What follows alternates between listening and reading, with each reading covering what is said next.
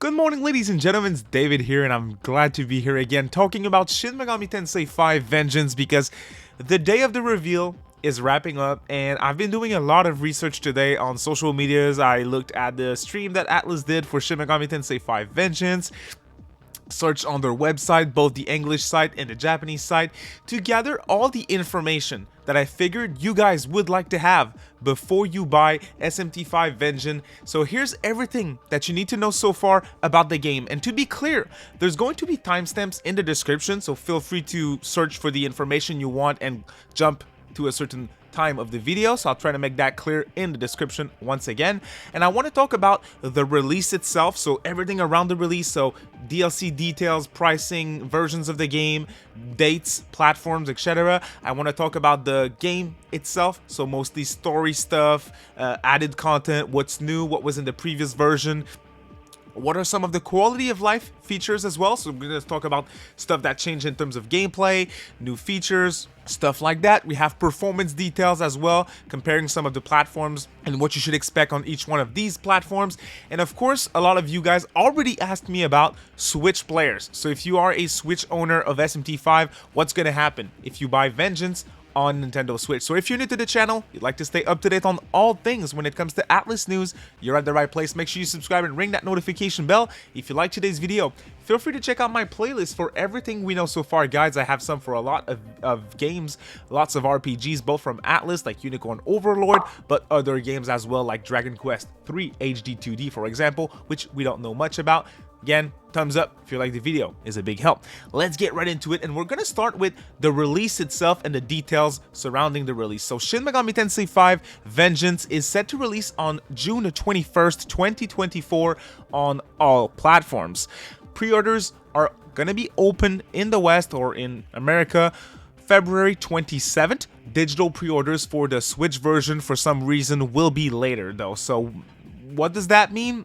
Not too sure, but that's what ATLUS West had to say when it comes to the pre-order dates.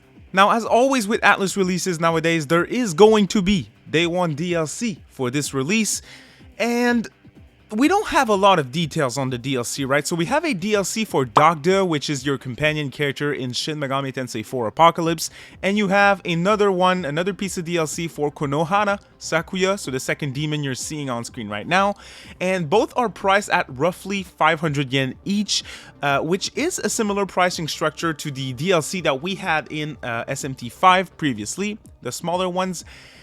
And I'm kind of assuming things, right, when it comes to the DLC details, because we don't have much to go off of.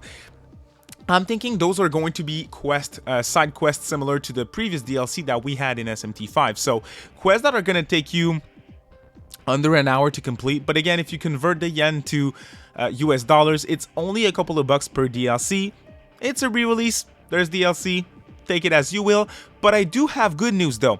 All previous pieces of DLC that were in Shin Megami Tensei V are included for your base game, which I assume is going to be a full-priced game here. So all of the DLC from 5 at least you're going to get in SMT V Apocalypse. So yes, you're going to get the Nocturne DLC and also the Fiend from Nocturne. You'll be able to fight those in there, plus the other quests that were pretty cool. I did play those myself since I was huge into SMT V, and they were great. So at least those are included for the base price. Now, when it comes to the game itself, that's where it gets interesting because they added a ton. And I'll just be honest, you guys, with the SMT V Vengeance Spotlight that ATLUS Japan did earlier today, or yesterday as of the time you're watching this video, it really feels like the developers basically made SMT V Vengeance what they wanted SMT V to be. There is one section of the Spotlight that really hooked me, and you're seeing the screenshots here on screen. They're saying all of these ideas were appealing and fit the trope of Shin Megami Tensei, but we were not able to implement all of them in the course of development. That was very disappointing to me and the development staff, and it definitely was the driving force behind SMT V Vengeance.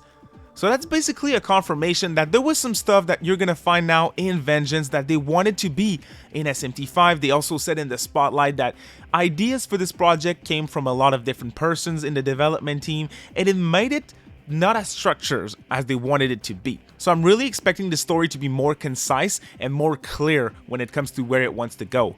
I'm expecting more character development as well. There's a big emphasis on characters when you look at the trailers and also at the spotlight here. Now, and there's also a new heroine character called Yoko who will accompany the main character, so the Nahobino, and she is a playable character, which is really awesome to see. Most people seem to be fan of her design. I know I am, but it's cool to see that there is going to be big new characters like this in SMT V Vengeance. Now, I'm saying all of this new stuff, right? But what does it actually mean? Well, the development team are saying that SMT V, the base game, is about 80 hours.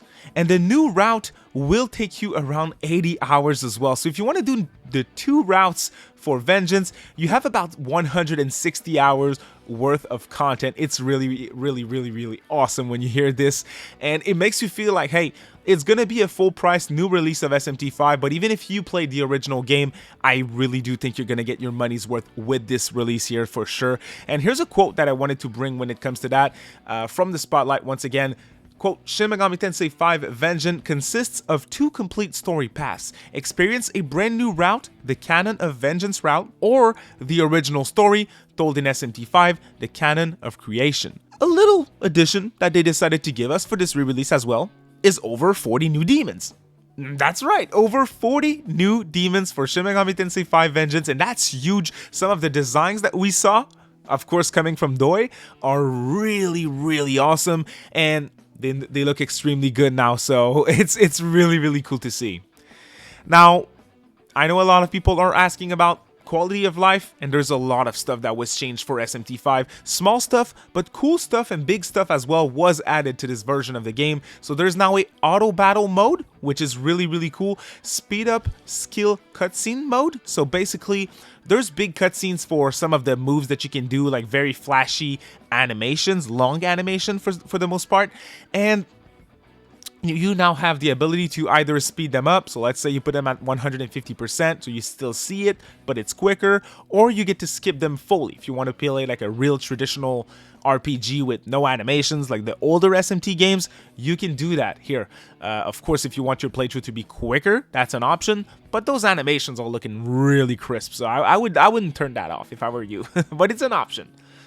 There's also new items that will allow your main character to reset stats. So if you're doing a physical build, you don't like the physical build, you now have an item in game that will allow you to reset your stats. So it's always cool to have.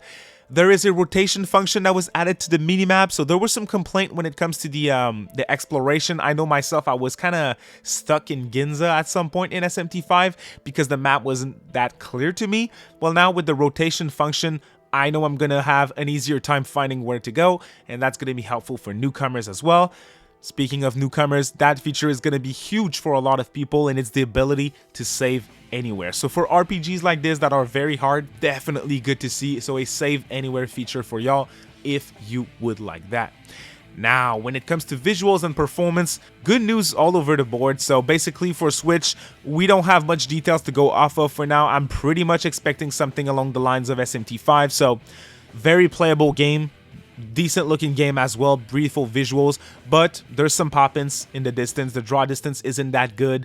Frame drops here and there as well. I played the whole thing and I had no issues, but again, I had no big issues that turned me off from the experience, but I'm not a performance guy, and people are always like complaining about visuals and performance for SMT V. So my recommendation would be to make an opinion of your own, look at gameplay and see if you're comfortable with that. Otherwise, you can expect a full 4K 60 frames per second on all other platforms, so Xbox Series platforms, PC, PS5. Big performance there. It's a turn-based RPG. It's slow, but 60 frames looks great. 4K looks awesome. So feel free to pick your favorite platform for that, because now the game's available on all platforms. So the choice is yours. Now, the elephant in the room, I'm not necessarily going to give you guys good news for that one, sadly, and it's about Switch and save transfer and everything. So ATLUS basically had one thing to say, and they told us that basically if you have the original copy, a save data from the original game on Switch, and you play Vengeance on Switch, you will be able to transfer to Vengeance. But what you're going to be able to transfer is up to 3 demons. And as a reward for having an old save, you'll also receive previous play bonuses, which I assume are going to be maybe items or something, you're not going to be able to transfer your save. So you're not going to carry over your demons. You're not going to be able to like have everything that you collected. Let's say you have a full compendium, you're restarting here. So that is a huge bummer for a lot of people. I don't do those type of completion stuff with my games. I'm not a completionist, so it's not a big deal to me, but it's a big deal to a lot of people. So I wanted to get this out there. This is kind of a bummer. It reminds me of like PlayStation 4 Persona 5 Royal players who wanted to transfer to the PS5 version to be able to play P5R in 60 frames. You couldn't. It's basically the same thing. Like, they're giving you little knickknacks here and there. Right? You played the original game. You can bring 3 demons and you're going to get previous play bonuses, but that's nothing, basically.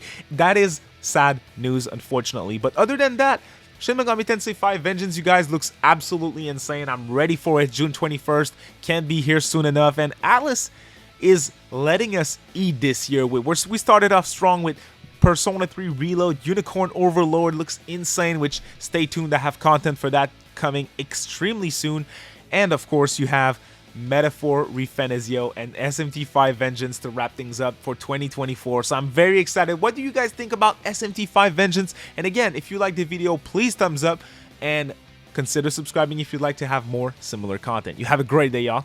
Bye.